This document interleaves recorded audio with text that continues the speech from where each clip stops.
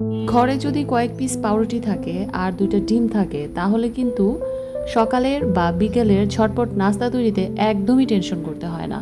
Hello viewers, আসসালামু আলাইকুম। It's Neera from Neera CTC. Welcome back to my page. আজকে আমি আপনাদের সাথে আরেকটা দুর্দান্ত মজাদার রেসিপি শেয়ার করতে চলে আসছি।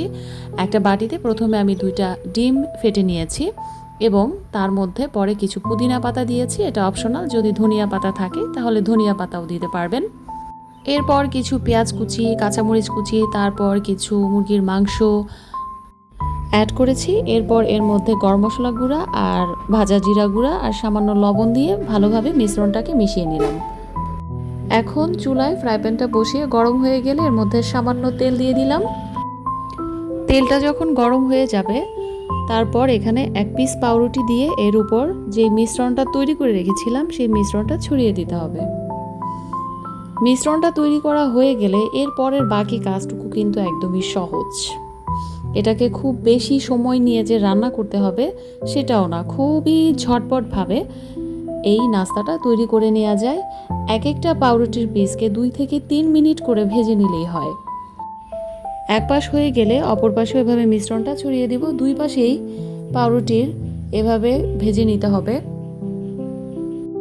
দেখলেন তো তৈরি করা কত ইজি, আর খেতে কিন্তু দারুণ সুস্বাদু। সকালবেলায় যখন বাচ্চাদের টিফিন দেওয়ার সময় চিন্তা করতে হয় যে কি দিব, তখন কিন্তু ঝটপট এই নাস্তাটা তৈরি করে বাচ্চাদের টিফিন দিয়ে দেওয়া যায়, আর এটা খেতেও খুবই হেলদি। এভাবে আমি সবগুলো পাউরুটি ভেজে নিয়েছি। এখন একটা ইন্টারেস্টিং ব্যাপার, এই প্লেটে আমার কিন্তু কিছুই করা লাগতেছে না। তাহারা এতই খুশি যে নাচতে নাচতে প্লেটের মধ্যে নিজেরাই এসে বসে যাচ্ছে।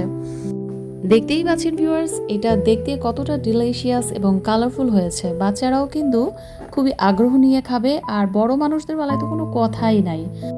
বিকালের নাস্তায় যদি হয় তাহলে 1 কাপ গরম চায়ের সাথে 1 পিস পাউরুটি দারুণ জমে যাবে।